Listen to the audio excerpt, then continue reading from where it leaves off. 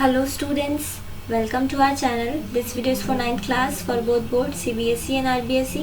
Video शुरू करने से पहले अगर आपको ये वीडियो पसंद आता है तो इसे लाइक करें, सब्सक्राइब करें for more videos. Our today's topic is chapter 1st of 9th class, Matters in Our Surroundings. We will discuss it in details according to NCERT topics.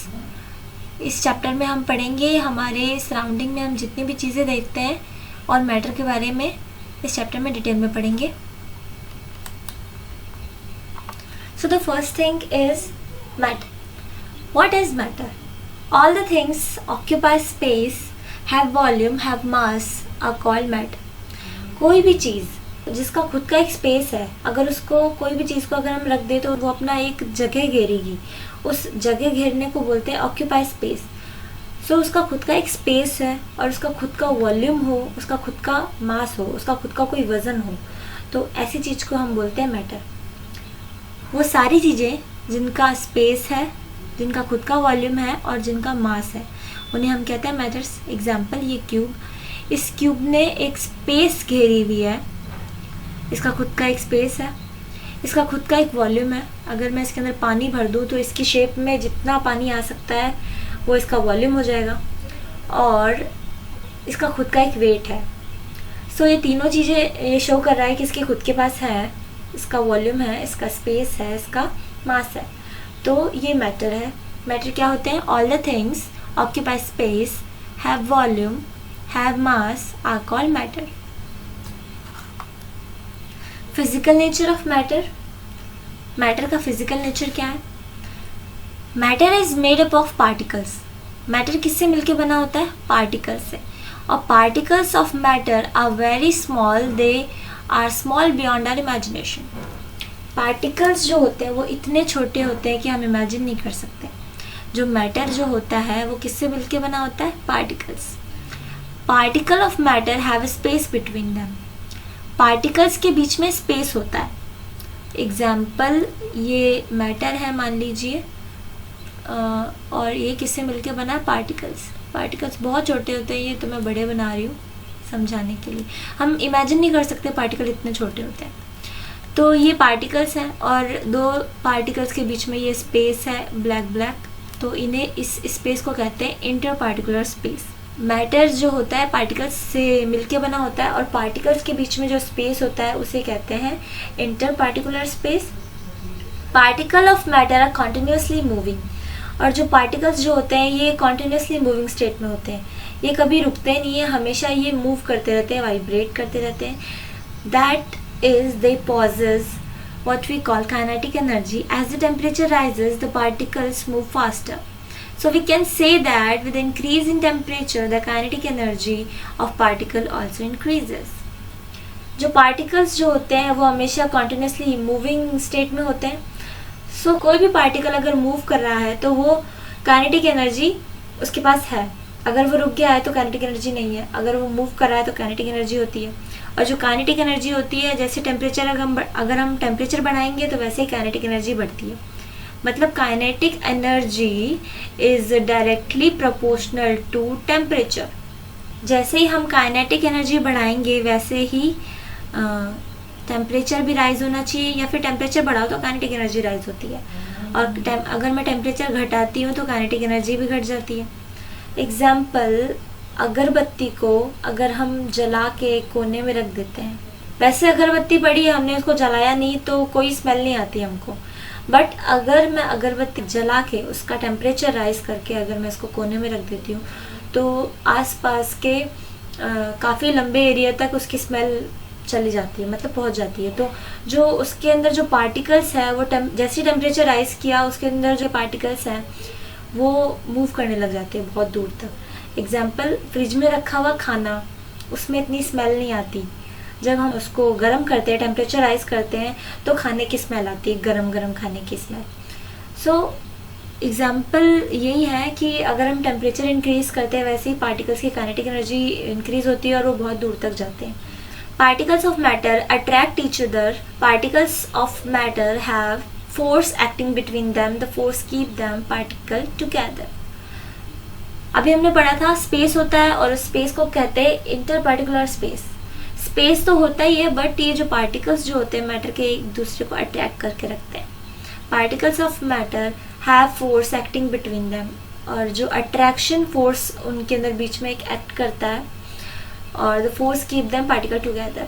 और यही जो है पार्टिकल्स को अट्रैक्ट करके रखता है, यही एक मैटर की शेप बना के रखते हैं और सारे पार्टिकल्स को एक शेप में रखते हैं. यही जो फोर्स होता है यही पार्टिकल्स को साथ में जोड़े रखता है. अगर ये जोड़े रहेगा तो मैटर की शेप होगी. आगे मैं आपको एक्सप्लेन करूंगी कैसे शेप और कैसे जोड़े रखते हैं पार्टिकल एक दूसरे को अट्रैक्शन फोर्स से. State of matter. अब हम पढ़ेंगे स्टेट्स के बारे में. मैटर हमने देख लिया और मैटर की प्रॉपर्टीज हमने देख ली. अब हम स्टेट पढ़ रहे हैं. Solid state. All these have definite shape. जितने भी सॉलिड चीज़ें होती हैं उनकी शेप डेफिनेट होती है और डिस्टिंक्ट बाउंड्री होती है. मतलब शेप डेफिनेट है तो ऑब्वियसली उनकी बाउंड्रीज और सब अच्छे से शो होती है. और फिक्स्ड वॉल्यूम, उनका फिक्स्ड वॉल्यूम होता है. They have negligible compressibility. उनको हम कंप्रेस नहीं कर सकते सॉलिड्स को. और उनमें टेंडेंसी होती है कि वो अपनी शेप मेंटेन कर सकते हैं. Solid have tendency to maintain their shape when subjected to outside force.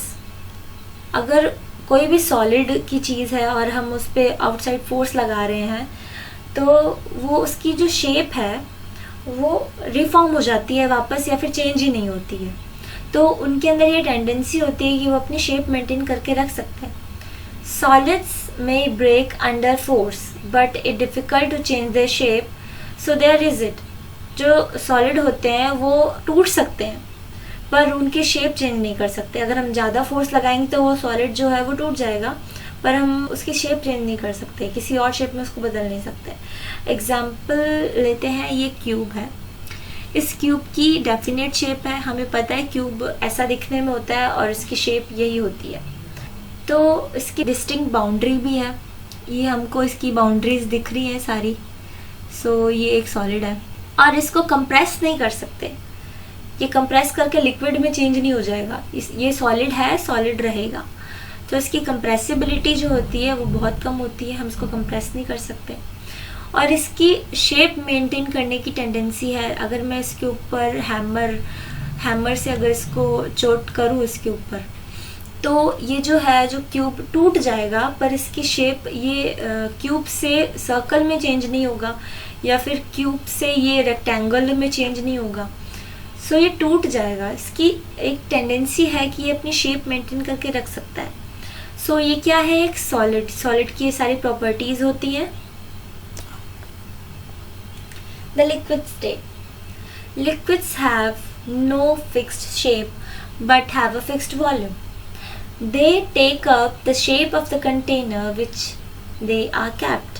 Liquids flow and change shape, so they are not rigid but called fluid. जो लिक्विड्स होते हैं उनकी कोई शेप नहीं होती. पानी जो होता है अगर मैं उसको ग्लास में भर रही हूँ तो वो इस ग्लास का शेप ले लेगा. अगर इस बॉटल में है तो इस बॉटल का शेप ले लेगा. अगर कोई बाउल में है तो वो बाउल का शेप ले लेगा. सो उसका कोई शेप नहीं है फिक्स्ड. और कंटेनर की शेप में आ जाता है. लिक्विड जो होता है वो कंटेनर की शेप में आ जाता है.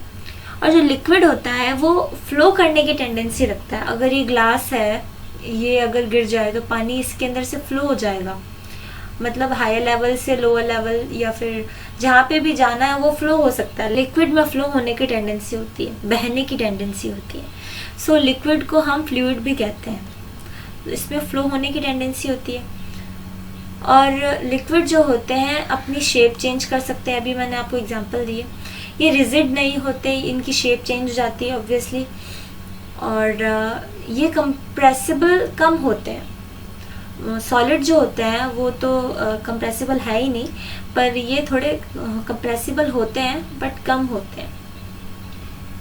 So this is liquid state. Gases. The gaseous state. Gases are highly compressible as compared to solid or liquid. जो गैसेस होते हैं वो हाईली कंप्रेसिबल होते हैं, मतलब गैसेस में सबसे ज़्यादा कंप्रेसिबिलिटी पाई जाती है। कंप्रेसिबिलिटी मतलब कंप्रेस करके उसको लिक्विड में चेंज कर लेना। जो गैस होते हैं वो कंप्रेस हो जाते हैं और वो लिक्विड में चेंज हो जाते हैं। The liquefied petroleum gas LPG cylinder that we get in our home for cooking, or the oxygen supplied to hospital in a cylinder is a compressed gas.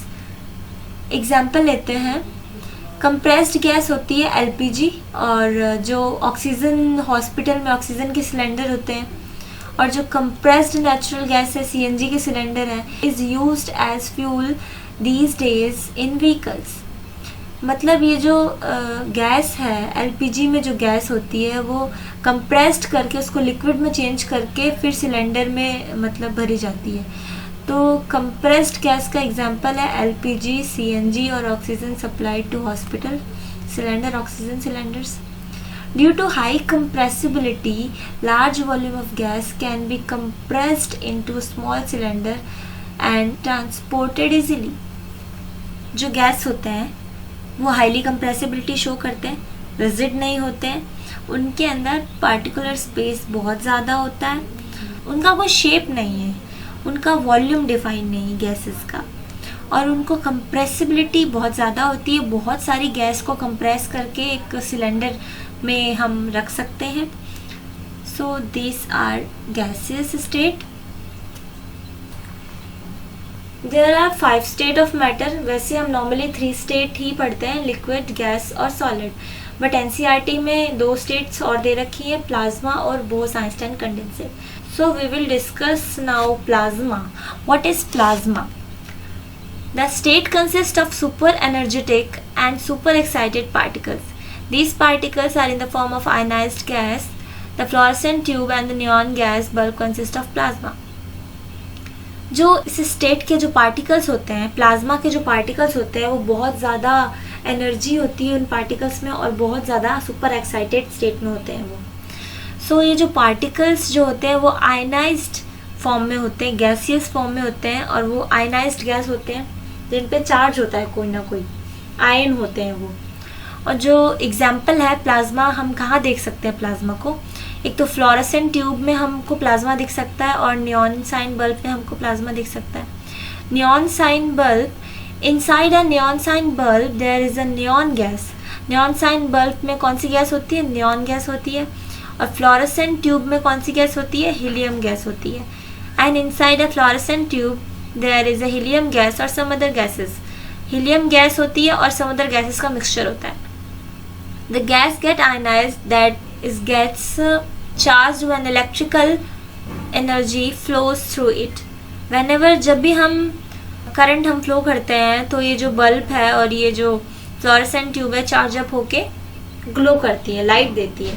सो होता क्या है, जैसे ही हमने करंट फ्लो किया वैसे ही जो पार्टिकल्स होते हैं ये गैसेस के, हीलियम के या फिर नियॉन के, ये आयनाइज्ड हो जाते हैं। आयनाइज होके ये ग्लो करते हैं बल्ब के अंदर। So these charging up creates a plasma glowing inside a tube or bulb. These plasma glows with a special color depending on the nature of gas. जो नियॉन है उसका नेचर जैसा भी होगा वो उस रंग में जलेगा, और हीलियम का नेचर जैसा भी होगा वो उस रंग में जलेगा। मतलब सबके ग्लो करने का रंग अलग होगा। The sun and the star glows because the presence of plasma in them. जो सन होता है, सूरज, और जो स्टार्स होते हैं उनके अंदर भी प्लाज्मा होता है। जब वो चमकते हैं ना तो वो भी प्लाज्मा ही होता है। The plasma is created in star because of very high temperature. वहाँ पे ये प्लाज्मा क्यों क्रिएट होता है? वहाँ पे टेम्परेचर बहुत हाई होता है और गैसेस के मिक्सचर होते हैं। जब वो अपने एक्साइटेड स्टेट में पहुँचते हैं, गैसेस के मिक्सचर के पार्टिकल आयनाइज होते हैं तो वो ग्लो करते हैं, और वो ग्लो स्टेट जो होती है वो थोड़ी देर के लिए जो ग्लो कर रही है वो स्टेट होती है, वो उस स्टेट को हम कहते हैं plasma. So this is the plasma state. And the fifth state of matter is Bose Einstein condensate. In 1920 Indian physicist Satyendra Nath Bose has done some calculation for the fifth state of matter. Physics for achieving Bose Einstein condensation, BEC इसका short form है। is formed by cooling gas of extremely low density, about 100,000 of the density of the normal air, to super low temperature. कोई ऐसी gas जिसका density जो है वो air से भी कम हो, नॉर्मल एयर से भी कम हो, कितना कम हो, 100,000, इतना टाइम्स कम हो उसका डेंसिटी, उसका टेम्परेचर कम करने से उस गैस को एक्सट्रीमली लो टेम्परेचर पे उसको कूल करने से ये स्टेट बनती है. और सुपर लो टेम्परेचर पे अगर हम ऐसा करें कोई भी गैस को लेकर तो एक स्टेट फॉर्म होती है और उस स्टेट को नाम दिया गया है बोस-आइंस्टाइन कंडेंसेशन. सो इसका वैसे तो कोई एग्ज़ाम में रूल नहीं है कि इससे कोई क्वेश्चन आता है, but for knowledge Bose Einstein condensate is the fifth state of matter. और इसका डिस्कवरी किन्होंने किया है? सत्येंद्र नाथ बोस, इन्होंने इसका डिस्कवरी किया है. So this is fifth state of matter, Bose Einstein condensate. So हम कंपैरिजन कर लेते हैं तीनों स्टेट में. So first point is mass. Solid का मास डेफिनेट रहता है, लिक्विड का मास डेफिनेट रहता है और गैस का मास भी डेफिनेट रहता है. शेप जो होती है वो सॉलिड की डेफिनेट है, उसकी बाउंड्रीज डिफाइंड होती हैं और उसकी जो शेप है, टेंडेंसी अपनी शेप को मेंटेन रखने की, वो सॉलिड की ज़्यादा होती है. और जो लिक्विड होता है वो जिस कंटेनर में जाएगा उस कंटेनर की शेप ले लेता है. और ऐसा ही गैस के साथ होता है. अगर हम उसको सिलेंडर में गैस को अगर हम कंप्रेस करके डालते हैं तो वो सिलेंडर की शेप की हो जाती है. ये दो प्रॉपर्टी सेम है. और जो वॉल्यूम होता है वो सॉलिड का डेफिनेट होता है, चेंज नहीं होता. लिक्विड का भी चेंज नहीं होता, वॉल्यूम जितना है उतना ही रहता है. बट जो गैस है, गैस के पार्टिकल्स बहुत दूर तक मूव कर सकते हैं. सो उनका जो वॉल्यूम है वो इनडेफिनेट है. वो गैस के पार्टिकल्स कभी एक साथ नहीं रहते, वो बहुत दूर दूर तक फ्लो करते हैं. सो वॉल्यूम हम उसका डिफाइन नहीं कर सकते. कंप्रेसिबिलिटी जो होती है सॉलिड के अंदर पॉसिबल नहीं है, हम उसको कंप्रेस नहीं कर सकते. और कंप्रेसिबिलिटी जो लिक्विड की होती है ऑलमोस्ट नेग्लिजिबल है, बट थोड़ा कंप्रेस हम कर सकते हैं. बट हाईली कंप्रेसिबल जो होते हैं वो गैस होती है, हम गैस को कंप्रेस करके रख सकते हैं. फ्लूइडिटी जो होती है वो सॉलिड में पॉसिबल नहीं है, सॉलिड फ्लो ही नहीं कर सकता. जो लिक्विड होता है उसमें फ़्लो करने की टेंडेंसी होती है, इसलिए उसका नाम फ्लूइड रखते हैं. सो जो लिक्विड होता है वो फ़्लो कर सकता है. और जो गैस होता है वो भी बहुत दूर तक फ़्लो कर सकती है, हवा में या फिर अगर उसको हम गैस को कंप्रेस करके लिक्विड फॉर्म में कर दे तो भी वो फ़्लो कर सकती है तो गैस. सो ये जो फ्लूइडिटी है वो भी शो करते हैं गैसेस. रिजिडिटी, जो सॉलिड होते हैं वो हाईली रिजिड होते हैं, ये इनकी रिजिडिटी सबसे ज़्यादा हाई होती है सॉलिड की. और जो लिक्विड होते हैं उनकी रिजिडिटी थोड़ी कम होती है और गैसेस के अंदर रिजिडिटी होती ही नहीं है. रिजिडिटी मतलब उसको शेप मेंटेन करके रखना अपना और उनकी बाउंड्रीज डिफाइन होना. अगर कोई बाहर से कोई एक्ट करे, फोर्स एक्ट करे, तो वो अपनी शेप जो है वो मेंटेन करके रखते हैं, वो उनकी रिजिडिटी होती है. जो सॉलिड होते हैं उनकी रिजिडिटी सबसे ज़्यादा होती है, लिक्विड की थोड़ी कम और गैसेस की बिल्कुल कम. और डिफ्यूजन जो होता है, डिफ्यूजन अगर अभी मैं आपको आगे डिफ्यूजन की डेफिनेशन बताऊंगी. डिफ्यूजन जो होता है वो सॉलिड में बहुत कम होता है, लिक्विड में फास्ट होता है और गैसेस में वेरी फास्ट होता है. मैं आपको आगे बताऊंगी डिफ्यूजन के बारे में.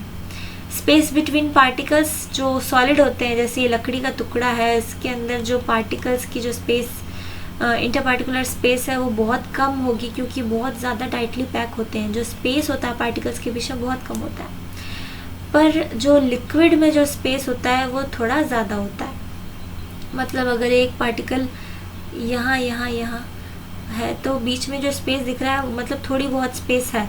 बट जो सॉलिड में जो होते हैं वो पार्टिकल्स ऐसे अरेंज होते हैं, उनके पास जगह ही नहीं होती है इनके बीच में इंटर पार्टिकुलर स्पेस है भी या नहीं, पर होता है थोड़ा बहुत. और गैसेस जो होते हैं वो अगर एक का पार्टिकल गैस का यहाँ है दूसरे का यहाँ होगा तो जो पार्टिकल के बीच में जो स्पेस है वो बहुत ज़्यादा होता है, लीस्ट क्लोजली पैक्ड होते हैं. 9th point is inter particular force. जो अट्रैक्शन फोर्स जो होता है दो पार्टिकल्स के बीच में, जो सॉलिड के अंदर क्लोजली पैक सबसे ज़्यादा होता है, इंटरपार्टिकुलर फोर्स, इनके बीच में अट्रैक्शन फोर्स सबसे ज़्यादा सॉलिड में, तभी तो अपनी शेप मेंटेन करके रख सकते हैं। और जो लिक्विड में होता है वो थोड़ा सॉलिड से थोड़ा कम होता है, slightly weaker then in solid. Solid में जितना होता है उससे थोड़ा कम होता है, पर फोर्स ऑफ अट्रैक्शन इनमें होता है। और गैसेस में फोर्स ऑफ अट्रैक्शन बिल्कुल नहीं होता, क्योंकि अगर एक गैस का पार्टिकल यहाँ है दूसरा यहाँ है तो अट्रैक्शन फोर्स तो है ही नहीं, मतलब इनमें जो इंटरपार्टिकुलर स्पेस बहुत ज़्यादा है पर अट्रैक्शन फोर्स नहीं है। Diffusion. Diffusion is the movement of a substance from an area of high concentration to an area of low concentration. Diffusion happens in liquid and gases because their particle move randomly place to place. जो diffusion होता है वो क्या होता है, gases के particles का high concentration से लो कंसंट्रेशन में जाना। जैसे पार्टिकल्स यहाँ पे ज़्यादा है गैसेस के, तो कंसंट्रेशन क्या यहाँ पे ज़्यादा है और यहाँ पे कम है, ठीक है। तो डिफ्यूजन का मतलब ये होता है कि पार्टिकल्स का हाई कंसंट्रेशन से लो कंसंट्रेशन के अंदर जाना, और ये जब तक जाते रहेंगे पार्टिकल, जब तक दोनों तरफ बराबर नहीं हो जाते। तो ये होता है diffusion. Diffusion is the movement of substance or particles from an area of high concentration to an area of low concentration. और ये जब तक जाएंगे जब तक ये दोनों तरफ पार्टिकल इक्वल नहीं हो जाते। डिफ्यूजन अपन इन लिक्विड, ये लिक्विड में भी होता है, लिक्विड भी यही शो करता है। अगर जैसे किशमिश का एग्जांपल ले लेते हैं, अगर किशमिश को रख दो पानी के अंदर रात भर, तो किशमिश जो होती है, किशमिश के अंदर क्या है, पानी कम है, बाहर पानी ज़्यादा है, तो कंसंट्रेशन बाहर पानी की ज़्यादा है, और ये जो पानी है किशमिश के अंदर एंटर करेगा, और वो तब तक एंटर करेगा जब तक मतलब इक्वल नहीं हो जाता, कंसंट्रेशन इक्वल नहीं हो जाता। तो किशमिश क्या होगी, सुबह तक फूल जाएगी, ठीक है। पानी में जो होता है डिफ्यूजन उसको कहते हैं ऑस्मोसिस। ऑस्मोसिस लिक्विड के लिए हम यूज़ लेते हैं ये वर्ड, और गैसेस के लिए अगर ये प्रोसेस गैसेस में हो रहा है तो हम इसे कहते हैं डिफ्यूजन, और अगर ये लिक्विड में होता है उसे हम कहते हैं ऑस्मोसिस। पर ऑस्मोसिस में एक वर्ड यूज़ लेते हैं सेमी परमिएबल मेम्ब्रेन।